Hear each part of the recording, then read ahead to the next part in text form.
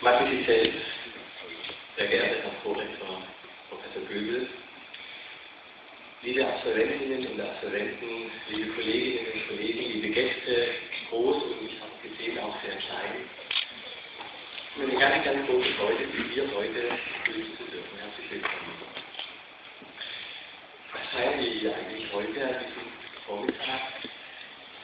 Wir feiern, dass Sie, etwa 140 Absolventinnen, den ersten Abschnitt auf dem Weg zu einem sehr anspruchsvollen und zu einem sehr herausfordernden Beruf bewältigt haben. Als jemand, der sich mit Professionalisierungstheorie befasst, würde ich sagen, was wir als Universität hier versucht haben zu leisten, ist, sie zu unterstützen, eine Berufsfähigkeit aufzubauen. Und Sie werden jetzt, sozusagen, nachdem Sie diese Phase abgeschlossen haben, in eine zweite Phase gehen, in der es um etwas anderes geht, ist die Berufsfertigkeit. Und diese Berufsfertigkeit, die können Sie nur vor Ort, nämlich in Realsituationen erwerben. Und das ist ein Grund, warum wir diese Lehrerinnenbildung in zwei Phasen geteilt haben. Ich halte das ehrlich gesagt für eine sehr große Errungenschaft, denn das war nicht immer so. Ich kann Ihnen das auch leicht belegen. Ich habe Ihnen mal ein Protokoll mitgebracht. Lehrerinnen und Lehrer gab es ja schon sehr lange Zeit. Die mussten auch irgendwie in bestimmten Prozessen eingestellt werden. 1729 hat man auch einen Schulmeister in einem komischen Dorf eingestellt. Und auch dazu war damals schon ein Bewerbungsverfahren nötig. Es gibt über dieses Verfahren ein Protokoll.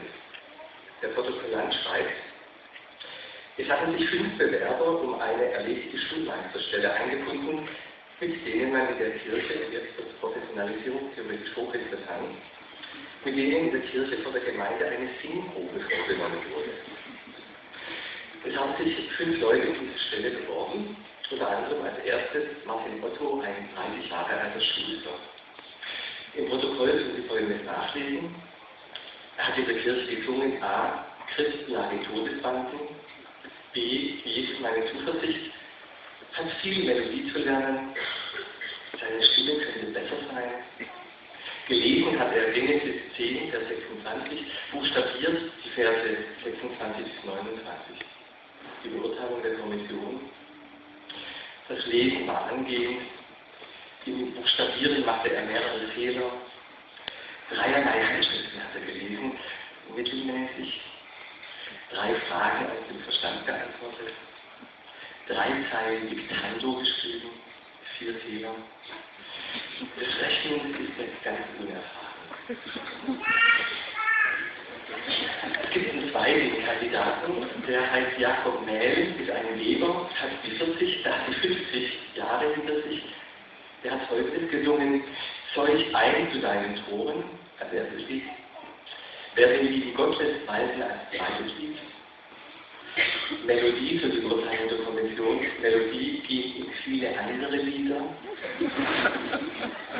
Stimme sollte Stärke sein. 3 Fragen. Moment. Er quiekte mehrmals beim Singen. Gelesen hat er aus Josua 19 mit 10 Lesefehlern. Buchstabiert hat er aus aus Josua 10 ganz ohne Fehler dreierlei Handschriften habe gelesen. Das war allerdings schwach und mit Stocken. 3 Tage also Verstand der Akkordiere besteht Satisfaktion. Dictando, 3 Zeilen geschrieben, 5 Fehler. Das Rechnen nicht kundig.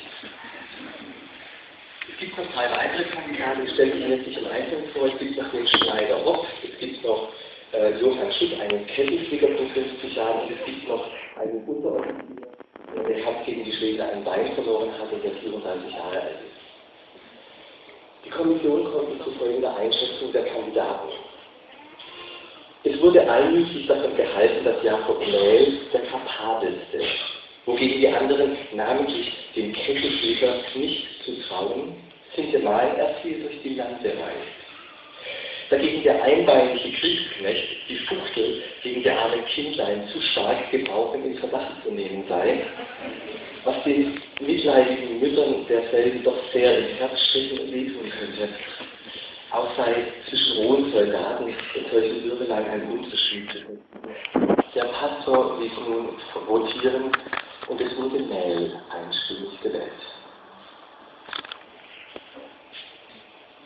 Meine Damen und Herren, wir verstehen heute unter Lehrerbildung ein bisschen was anderes, und Sie sind sicher auch der Meinung, dass wir für unsere Jüngsten brauchen, die besten und unsere Lehrerinnen und Lehrer, die wir hier ausbilden in diesen Jahren. Ich möchte, bevor ich jetzt zum Buch übergebe, kurz das Gesangsquartett vorstellen. Das Gesangsquartett, für dessen Beiträge ich sehr, sehr dankbar bin, hat sich nämlich ein bestimmtes Programm ausgedacht. Ich möchte mich ganz herzlich bedanken bei der Mitglied Theresa Pulsitz, bei dem Tenor Martin Schröder und bei dem Bass Milan Labatzky. Sie haben sich ein schönes Programm ausgedacht mit viel Tiefsinn und Hintersinn. Das erste Lied, das wir gehört haben, Irish Blessing, ist ein irischer Segensspruch nach einem Satz von James Moore.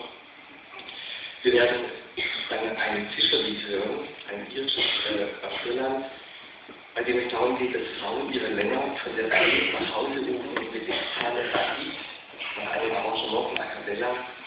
Und zum Schluss werden wir McCartney und Lennon die With a Little Help from My Friends in einem Arrangement von Marcus Zuschner hören.